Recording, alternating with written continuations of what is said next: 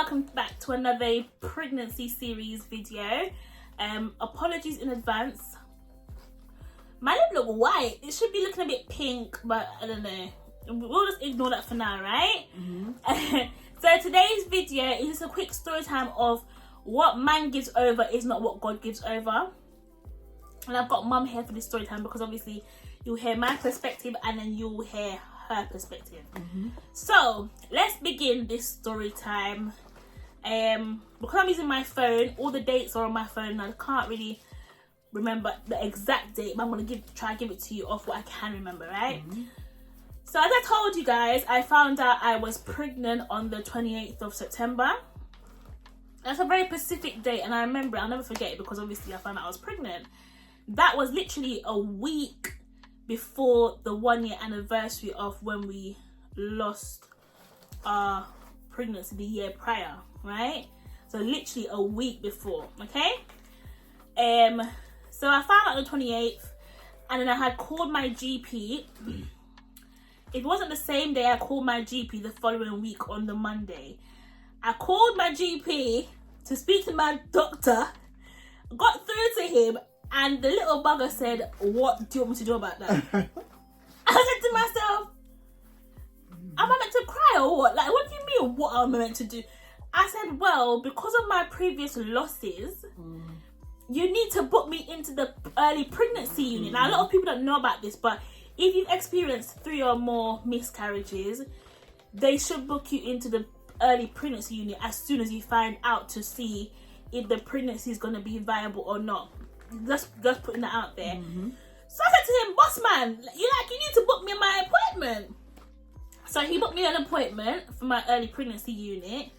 He booked me an appointment for 4 weeks and I think 3 days. Now, if you're a woman and you've been doing a lot of research for the TTC community, you would know that's literally a ball of blood. Like, it's not really forming into anything significant just yet, although you've already received your positive pregnancy test, right? Anywho, I accepted the appointment because I just wanted to know that everything was okay. So I went to the appointment. This is the only appointment that my mum has not been to, literally, because the day when I had my appointment, my girl Asha Basha was coming to see me, but obviously I hadn't told anyone I was pregnant yet. She didn't know, and so my mum had to stay here because, you know, like she could not come, and then it was just a bit long. So I jumped in my car, I headed to the hospital, the early pregnancy unit. I waited for my time to come. I went into the room. I skinned out because at that point they don't do the belly scan, they do the vaginal, the internal scan, which I found a bit intrusive, like you're up in my pom-pom, do you know what I mean? Anywho, I skinned out, hair and all, because I didn't know.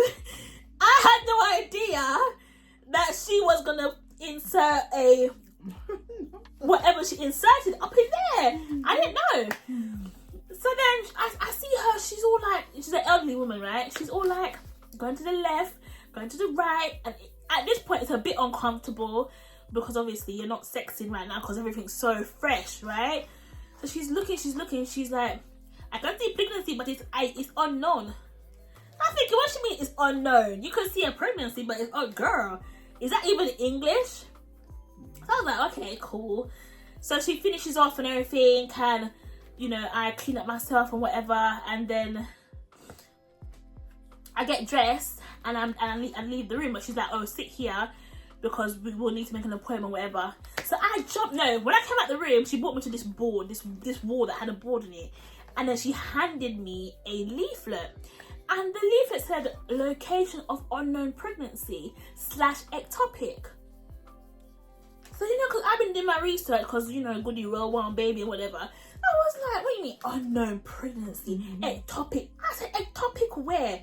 So I took the leaflet, sat down in the waiting room, and the first person I called was my mum. I'm like, Mommy! She said she can't find the pregnancy. If it's not there, why not? She doesn't say it's not there. And I was in this waiting room, literally flooding with tears. There was a couple next to me, and I didn't care. I was bawling on the phone, I was shouting, and then you can chip in now. So I was here, as you mentioned, with Asha, I couldn't leave. I was waiting to hear that call. But I know it's good news. I wasn't frightened or anything. So when I hear crying, immediately I said, this needs dialing heaven. This needs for me to talk to my father. And by now, I can't help it. I'm gonna pray. Matters not who is here, so I start praying and tell you Asha join you with me. And oh my God, did we dial heaven? Did we dial heaven? Prayed. Let me tell you, we really dialed heaven. And I just knew that it's all right. It's all right. I think that's the exact word I used to as well. I say it's okay. Because the Lord didn't say anything negative to me. I didn't feel no way. I just knew it was all right. Right. So, after getting off the phone from my mum, I was in the waiting room still wiping my tears. And then she came over to me. She gave me an appointment for my for 6 weeks, for a 6-week clinic, because obviously I was 4 weeks and some days, very, very fresh. She gave me an appointment for 6 weeks, but then I had to come back. So I think that was the Friday, and I had to come back Sunday morning to check if my progesterone levels were increasing. Because you know that if your levels don't increase, that means it's not a viable pregnancy, right? So I think what happened? They drew my blood, they drew my blood that same day to see how much progesterone was in my blood. Then I had to go back on Sunday for them to draw blood again to compare the numbers to see if it was increasing or not, right? And obviously we don't miss church for nothing. So we had an early morning appointment. We went there early morning. They drew my blood on Sunday and everything. Sorry, I'm even skipping forward. After she drew my blood, gave me my appointment, told me to come back for the next set of blood to be drawn and everything. Gave me a letter to give my doctor as well. This was the saddest and most longest walk to my car. It just felt like the walk wouldn't end. I was just out of it. I was thinking, oh my gosh, like, what does she mean? But I got into my car, I took a couple deep breaths, I held my stomach, I said, come on, miracle, let's go home. That's all I said, I said, come on, miracle, let's go home. And I started my engine and I began driving home. So, when I got home now, Mum was here, Asha was here, and I can remember Asha just saying to me, Tabs, because she calls me Tabs, Tabs, God say you're going to hold the baby. And I was just like, ooh. And I think did I cry again? I think I began crying again. I was still just so emotional. How can you just hand me a leaflet to say, well, tough shit, like this was happening, you know what I mean? So she gave me that leaflet, and then I was home now with Mum and Asha. Hubby was at work, and then we were just talking, and they were both reassuring me, like, listen, gonna all be alright. They've already dialed heaven. I know when they dialed heaven, sister, they be dialing heaven. Ain't no joke about it. They dialed heaven. So that Friday had gone now. The Sunday morning came. I got dressed. We went to our hospital. They drew blood, and then went to church like nothing had happened, right? And then I got a phone call in church. I ran out. I didn't run outside, but I took my time and I went outside. And the woman called me. So basically, your progesterone levels are meant to, I think, double every 24 hours. So, for example, this is just an example, right? Say my number was like 20, and on Sunday it should be like 60. When they called on Sunday, it was like 58. So like basically 2 numbers below the expected amount. So in my heart I was like, oh, it hasn't really hit that number. So I was like, And then Mum came outside, she was like, what happened? And I told Mum, like, cha, you're fine. Like, do you not see that it's already increased? What you worried about? Like, cheer up. Like, what do you mean? Everything's good, girl. And I was looking at her like, girl. Because to me, I'm a very logical person. I kind of work with logic. But we all know that when it comes to spiritual life, you can't really work with logic. You know what I mean? You gotta put God in the center of everything. So Mum was like, come, let's go and rock and rave in church and just be happy and optimistic. And so that was the Sunday, and then we had gotten an appointment for 6 weeks. Now this was the crucial and like the most vital point, because at the 6 weeks appointment, you're expected to see a heartbeat going boom, boom, boom, boom, boom. You're not really expected to see much, but definitely a heartbeat is going to be going boom, boom, boom, boom, boom, boom, boom, right? So at the 6 week appointment now, we're in the waiting room. we're waiting. We're just sat there waiting, and my heart was going out of my chest. I was still taking pregnancy tests just to reassure myself, like, you really still are pregnant, you're fine, you're not bleeding, like, everything's okay. So we're in the waiting room. She called me in. Obviously I had to strip again because they weren't doing no tummy scan, they were doing just the vaginal scan still, which was so annoying. Like, having you up in my pum is just like, girl. Anywho, they inserted their stick and we see a heartbeat going boom, boom, boom, boom, boom, boom. And then mommy now, Lord of mercy, we're like, hallelujah, thank you Jesus, praise God.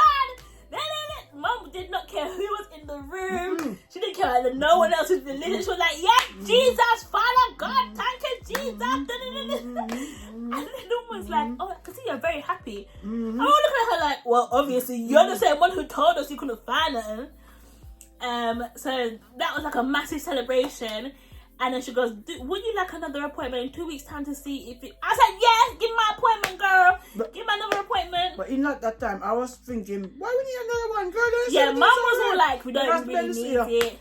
I wanted them to just locate that there's a baby there. I didn't even know that you have to hear heartbeat.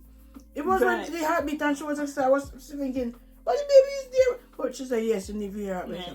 So at the 6th week, they were able to locate the pregnancy. Look at God. From coming from 4 weeks for them saying they can't even see a pregnancy where it's meant to be, to 6 weeks now you see the pregnancy and you see a heartbeat. So you know from there it's viable, right? So we said, yeah, I'll take another 2-week appointment for 8 weeks now. 8 week comes, we go to see Baby Miracle again. Baby Miracle's nice and fluffy and that's on the screen. And then Baby Miracle is also the heartbeat's still going boom, boom, boom, you know, big and strong. And hubby's there now and he's like, oh my God. And yeah, Miracle definitely looked a lot bigger on the screen this time. And from then she was like, everything seemed to be progressing perfectly fine. So at this point we have to discharge you from the early pregnancy unit. So now I was discharged from early pregnancy unit. I was booked in to go have my first midwife appointment where they checked all my vitals, all my health conditions and all that stuff. And then I was put into a team and it's just been amazing from then on. So what man gives over is not what God gives over. And I think with this whole trying to conceive journey, girl, you have to have faith.